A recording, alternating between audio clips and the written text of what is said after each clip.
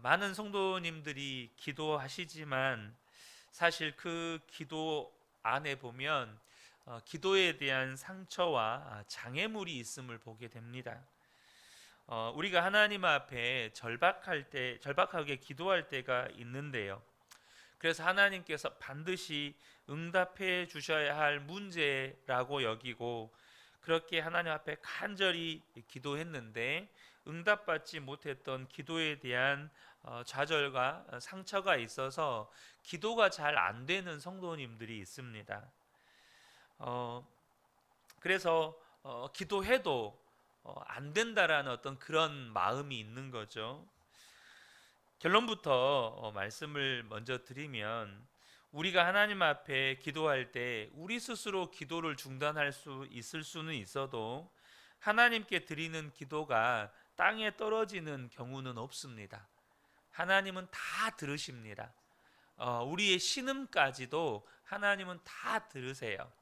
물론 하나님의 응답은 우리가 원하는 때가 아닐 수가 있고 우리가 원하는 방법이 아닐 수는 있습니다.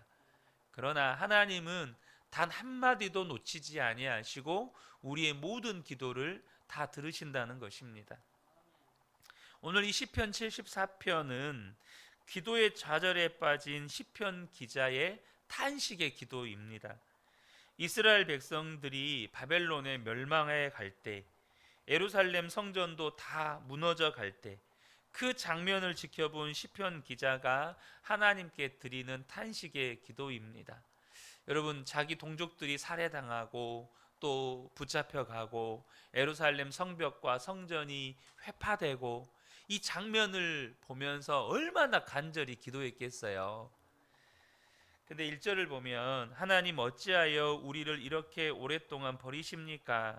어찌하여 주님의 목장에 있는 양떼에게서 진노를 거두지 않으십니까? 하나님을 알지 못하는 바벨론 군사들이 예루살렘 성벽을 무너뜨리고 또 성전을 더럽히고 그 성전 뜰에서 이제 승전가의 노래를 부르면서 막 춤을 출 때 여러분 얼마나 비참합니까? 마음으로부터 하나님 어찌 저들을 저렇게 내버려 두십니까? 여러분 이런 탄식이 나오지 않겠습니까? 왜 하나님께서 그들을 내버려 두시는지도 모르겠고 이제 하나님께서 왜 자기가 택하신 백성들을 바벨론 포로로 끌려가게 하시는지도 모르겠고 또 하나님을 알지 못하는 저 바벨론의 군사들이 기고만장하게 하나님의 성전을 더럽히는 것도 왜 그냥 내버려 두시는지도 모르겠고 지금 시편 기자는 도무지 지금 일어나고 있는 이 상황을 이해도 안 되고 받아들여지지도 않고 그 상황 가운데서 하나님 앞에 탄식의 기도를 드리는 겁니다. 10절에 하나님 우리를 모욕하는 저 대적자를 언제까지 그대로 두시렵니까? 주의 이름을 모독하는 저 원수를 언제까지 그대로 두시렵니까? 이렇게 외치고 있는 거죠. 그래서 그 마음 가운데 이제 이런 기도가 되는 겁니다. 하나님 절대 저들을 잊으시면 안 됩니다. 저들이 했던 행동들, 저들이 저질렀던 만행들 절대 잊으시면 안 됩니다. 아마 지금 우크라이나에서 하나님을 믿는 백성들이 지금 저렇게 기도하고 있는지도 모르겠습니다. 최근에 우크라이나가 침공당했던 지역 일부를 탈환을 했는데 그 탈환했던 지역에서 이렇게 수백 구의 시신이 매장되어 있는 지역을 발견하게 됐는데 그 매장지에 있는 시신들을 발굴해 보니까 대부분의 시신들이 잔인하게 고문을 당했던 그런 흔적들이 있는 거예요. 그 사람들이 내 아버지고 내 오빠고 내 아들이고 뭐 이러다 보니까 지금 그곳에서 하나님을 믿는 그리스도인들은 하나님 저 러시아 군인들의 만행을 푸틴의 만행을 잊으시면 안 됩니다. 아마 이렇게 기도하고 있지 않겠습니까? 그래서 18절에 보면 주님 원수가 주님을 비난하고 어리석은 백성이 주님의 이름을 모욕하였습니다. 이 일을 기억하여 주십시오. 이런 기도가 나오는 겁니다. 시편 기자는 하나님이 안 보시는 줄 알았어요. 하나님 당신이 사랑하는 백성도 또 바벨론 군사들이 저지르는 그 만행도 다 잊어버리신 것 같았어요. 그래서 하나님 앞에 기억해 달라고 울부짖으면서 기도하는 겁니다. 하나님 절대 잊으시면 안 됩니다. 하나님이 보신다면, 하나님이 아신다면 절대 이대로 내버려 두실 수 없다는 거죠. 22절에 하나님 일어나십시오. 주님의 소송을 이기십시오. 날마다 주님을 모욕하는 어리석은 자들을 버려두지 마십시오. 어쩌면 이 시편 기자는 하나님이 주무시고 계시다고, 하나님이 정말로 깨어 계시다면 이런 일이 일어날 수 없다고 그렇게 여기고 있는지도 모릅니다. 그런데 사실 여러분, 우리도 때로는 이런 기도를 드릴 때가 있습니다. 어느 성도님이 이제 예수를 안 믿는 집안에서 이렇게 시집을 와 살다가 예수를 믿게 됐어요. 그리고 남편도 전도하고 아이들도 전도해서 그 집안에서 처음으로 예수 믿는 집안이 된 거예요. 근데 여러분, 일반적으로 세상 사람들이 신을 믿는다고 할 때 기본적으로 신을 믿는 그분들의 신앙이 뭡니까? 그 신을 믿으면 복받고 잘 된다고 여기는 게 일반적이잖아요. 근데 예수를 믿는 이 집안, 반대 각 일가 친척들의 반대를 무릅쓰고 이제 예수를 믿고 잘 살 줄 알았더니 예수를 믿었는데 어려운 일이 더 생기는 거예요.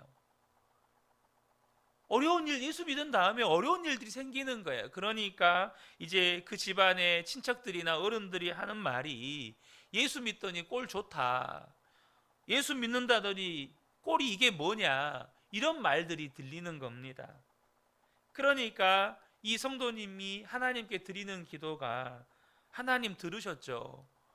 예수 믿더니 꼴이 이게 뭐냐고 합니다. 하나님 들으셨죠? 여러분, 우리가 예수 믿다가 뭐 경우는 상황은 다 다를 수 있는데요, 이런 기도, 이런 류의 기도를 드릴 때가 있어요. 근데 여러분, 우리가요 기억하셔야 합니다. 그렇게라도 기도하셔야 돼요. 하나님 들으셨죠? 하나님 저들의 비방 조롱하는 소리 들으셨죠? 이렇게라도 주님께 기도하셔야 한다는 겁니다.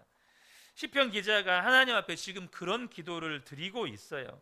그래서 이 시편 74편의 전체적인 분위기는 암울합니다. 이렇게 기도를 해도 하나님이 응답을 안 하시거든요, 지금. 그런데 이 시편의 분위기가 어쩌면 한국 교회 안에 남북 통일을 위해서 기도하고 있는 수많은 성도들의 기도의 분위기인지도 몰라요. 여러분, 한국 교회가 남북 통일을 위해서 70년을 기도해 왔습니다. 그런데 어떻습니까? 이제 북한에서 법을 바꿨어요, 법을. 그동안에 이 핵탄두는요, 오로지 방어를 위한 목적으로만 사용할 수 있다고 이렇게 법을 가지고 있었거든요. 근데 최근에 북한이 이제 핵탄두로도 선제적인 타격을 할 수 있다라는 식으로 법을 바꿨어요. 선제 타격을 할 수 있도록 법이 바뀌었다고요. 그러니까 여러분, 어쩌면 남북 통일을 위해서 70년을 위해서 기도해 왔고, 한때 이 평양이라고 하는 도시는 대한민국이라고 하는 나라에서 가장 예수를 믿는 사람들이 많이 살던 도시였는데, 그래서 100여 년 전에 그 유명했던 수많은 교회들이 그렇게 70년을 기도했지만 그 교회의 터 위에는 김일성 부자의 우상들이 세워져 있습니다. 그러니까 이 남북 통일은 지금 돌아가는 세계 정세를 보면 너무나도 요원해 보이기만 합니다. 그러니까 이 시편 74편의 기도의 분위기가 어쩌면 어떤 성도님들의 경우에는 지금 나의 기도의 분위기일 수 있다는 거예요. 여러분, 근데 우리가 한번 스스로 다시 한번 질문해 봐야 될 것이, 이 시편 기자의 이 기도처럼 하나님이 정말로 잊어버리신 걸까요? 실제로 이사야 선지자도 하나님께서 잊어버린 것 같아서 하나님으로 하여금 기억하게 해달라고, 하나님으로 기억하게 하시라고, 그런 목적으로 기도하라고 이사야 선지자도 말하기도 했습니다. 이사야 62장 6절 7절에 보면, 예루살렘이여 내가 너의 성벽 위에 파수꾼을 세우고 그들로 하여금 주야로 계속 잠잠하지 않게 하였느니라. 너희 여호와로 기억하시게 하는 자들아, 너희는 쉬지 말며 또 여호와께서 예루살렘을 세워 세상에서 찬송을 받게 하시기까지 그로 쉬지 못하시게 하라. 그러니까 기도라는 것이 하나님으로 하여금 기억하게 하는 그런 목적이 있다고 이사야 선지자도 그렇게 기록하고 있습니다. 이사야 선지자가 기도를 그렇게 이해했다는 거예요. 왜냐하면 지금 기미가 안 보이거든요. 이스라엘이 회복될 기미가 안 보여요. 도무지 응답받을 기미가 안 보입니다. 하나님이 잊어버리셨구나 라고 생각이 들 만큼. 사랑하는 성도 여러분, 근데 저와 여러분이 기억하셔야 합니다. 오늘 이 시편 기자의 기도가요, 응답받아요. 언제 응답받습니까? 70년이 지나서 응답을 받습니다. 70년이 지나서 바벨론이 이제는 패망하고 이스라엘은 다시 회복됩니다. 수많은 사람들이 예루살렘으로 돌아와요. 근데 여러분, 지금 이 기도하는 사람들이 돌아오는 게 아니고요, 70년 후기 때문에 2대 혹은 3대가 지나서 이스라엘 백성들이 돌아오는 거예요. 그럼 여러분 그렇잖아요. 내가 죽고 난 다음에 응답받으면 무슨 소용이 있습니까? 여러분 그런 생각이 들지 않나요? 내가 죽고 난 다음에 응답받으면 도대체 기도가 그게 무슨 의미가 있습니까? 내가 살았을 때 응답받아야지. 근데 여러분, 이 기도가 중요하다는 걸 아셔야 돼요. 도무지 응답되지 않는 기도, 죽을 때까지도 응답되지 않는 기도. 그런데 그 기도가 이스라엘 백성을 돌아오게 한 겁니다. 만약 죽을 때까지 응답받지 못하니까 이제 기도 못하겠네, 이제 기도해도 아무런 소용이 없네, 그렇게 이스라엘 백성들이 기도를 멈추고 중단해 버렸다면 70년이 지나도 이스라엘 백성들은 돌아오지 못했을 거예요. 무슨 말이냐? 여러분, 이 70년 후에 하나님께서 에레미야 선지자를 통해서 돌아오게 하시겠다고 약속하셨거든요. 그러니까 이스라엘 백성들 안에는 70년 후에 이스라엘 백성들이 돌아오게 될 거라는 이 약속의 말씀, 예언의 말씀을 기억하는 자들이 있어요. 그런데 중요한 것은 뭐냐 하면, 하나님이 약속하셨어도 그 약속이 이스라엘 백성들의 마음 안에 자리 잡고 있지 않으면, 그 하나님의 약속이 그들의 마음 가운데 마음의 소원이 되지 않으면 돌아올 사람들이 없다는 거예요. 바벨론에 끌려갔던 이스라엘 백성들이요, 2대 혹은 3대가 돌아오거든요. 여러분, 3대가 지나서 자기 고국으로 돌아왔다, 이것은 기적입니다. 무슨 말이냐? 우리가 해외 이민을 가요. 일대는 정말 뼈 빠지게 고생을 하죠. 그러면 2대 때부터는요 조금 다릅니다. 일대는 고향을 두고 왔기 때문에 늘 고향을 기억해요. 저도 사실 이제 아버지 돌아가시고 이제 어머니가 시골에서 농사지어서 저희 자녀들을 교육하기가 힘드니까 부산으로 이렇게 이사를 가셨어요. 저도 이제 고등학교를 이곳에서 다니다가 부산으로 전학을 갔는데, 제가 한 1년간은 향수병이 있었어요. 엄청 심한 중증 정도는 아니었는데 항상 고향이 떠오르는 거예요. 항상 제 머릿속에 고향 가고 싶다, 집에 가고 싶다, 이게 항상 제 마음 안에 있는 거예요. 시골집에 가고 싶은 그 마음이. 그러니까 이 일대는 항상 그래요. 고향이 늘 기억에 남고 자기 고국으로 돌아가고 싶은 마음이 있는데, 이대부터는 바벨론이 고향이거든요. 3대는 말할 것도 없어요. 그래서 2대가 지나고 3대가 지나면 그곳에 터를 잡기 시작합니다. 집을 사고 땅을 사고 이제는 그 주류 사회에 진출하는 사람들도 생겨나요. 그러니까 다니엘과 같이 고위 공직자도 생기고 느헤미야 같이 고위 관료도 생기는 거예요. 거기에서 엄청난 부와 명성을 축적한 사람들이 생기기 시작합니다.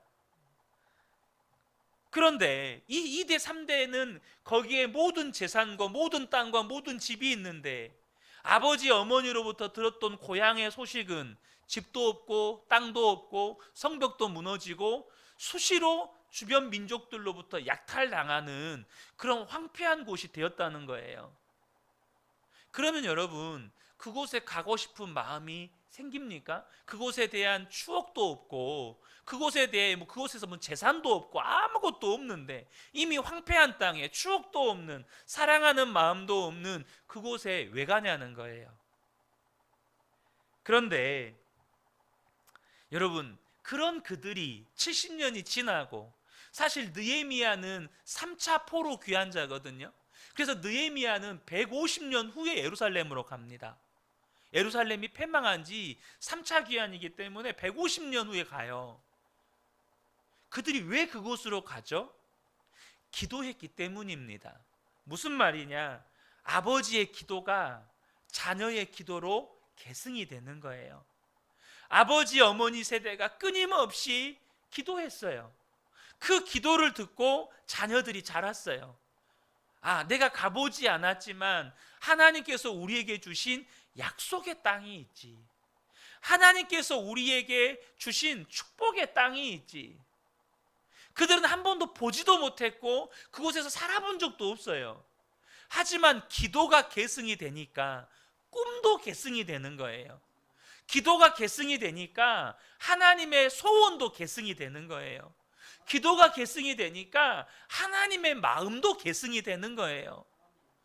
여러분, 우리가 응답되지 않는 지금 10년, 20년을 기도해 왔지만 응답되지 않은 기도를 계속해야 하는 이유가 여기에 있습니다. 우리의 기도를 듣고 우리의 자녀들이 자라요. 우리의 기도를 들으면서 다음 세대들이 자란다고요. 그러면 그들도 함께 기도하게 되고 함께 기도할 때 하나님께서 부어주셨던 꿈과 비전이 이 자녀 세대에게도 그대로 계승이 돼요. 아까 말씀드렸던 것처럼 이 다니엘이라고 하는 인물은 바벨론의 총리가 되었다가 바사까지도 총리가 돼요. 근데 그 중간에 이 메데라고 하는 다리오 왕 때도 이 총리가 되는데 이 다니엘에게는 습관이 있었어요. 무슨 습관이요? 하루에 3번씩 예루살렘을 향해서 난 창을 열고 기도하는 거였어요. 그럼 무슨 기도를 했을까요? 다니엘이 주님, 제가 복받게 해주세요. 주님, 제가 하는 일마다 잘 되게 해주세요. 이런 기도했을까요? 예루살렘을 향해서 창을 내고 거기서 기도했다는 것을 통해서 그가 무슨 기도를 했는지 짐작해 볼 수 있죠. 아버지 세대 때부터 물려받았던 그 예루살렘의 회복, 자기 민족의 회복을 위해서 하루에 3번씩 기도를 하는 거예요. 이 다니엘의 정적들이 다니엘의 흠을 아무리 찾아봤지만 없어요. 그러니까 그를 잡을 수 있는 건 이거밖에 없겠다. 그래서 없는 법까지 만들어서 다니엘을 사자굴에 집어넣기까지 하죠. 다니엘은 자기가 기도하면 사자굴에 들어간다는 거 알아요. 근데도 기도를 포기하지 않아요. 왜 그랬을까요? 그 부모 세대 때부터 포기되어지지 않았던 그 기도가 다니엘에게 그대로 계승이 된 거예요. 앞서 말씀드렸던 느헤미야는 예루살렘이 패망한 지 150년 후에 귀환한 3차 포로 귀환 자입니다. 150년이 지났어요. 근데 예루살렘으로 돌아갔던 자기 민족이 예루살렘 성벽도 없이 주변 민족들로부터 약탈당하면서 너무너무 고통스럽게 살고 있다는 소식을 듣습니다. 그 소식을 듣자마자 이 느헤미야가 어떻게 합니까? 금식 기도에 들어갑니다. 그런데 이 느헤미야의 직책이 뭐냐면 왕의 술 맡은 관원입니다. 늘 왕 옆에서 왕을 기쁘시게 해드려야 할 사람이에요. 근데 왕이 술을 마시다 보니까 얼굴이 수척해져 있어요. 금식 기도를 하니까 얼굴에 살이 쪽 빠져 있는 거예요. 그러니까 왕이 묻죠. 너 무슨 일 있냐? 그때 목숨을 걸고 왕에게 부탁합니다. 저는 이스라엘 민족입니다. 그런데 내 동족이 성벽이 없어서 주변 민족들에게 약탈당하면서 고통당하고 있습니다. 저를 보내주셔서 이 성벽 좀 재건할 수 있도록 허락해 주십시오. 목숨을 걸고 왕에게 요청을 합니다. 여러분, 이 시편 기자 1세대들이 했던 기도가 150년이 지난 느헤미야에게도 계승이 되어서 그들의 꿈이 되고 그들의 비전이 되고 그들의 기도 제목이 되는 거예요. 여러분, 우리가 응답되지도 않을 기도를 계속해야 되는 이유가 뭡니까? 그 가운데는 하나님께서 우리에게 부어주신 꿈이 있고 비전이 있고 약속이 있어요.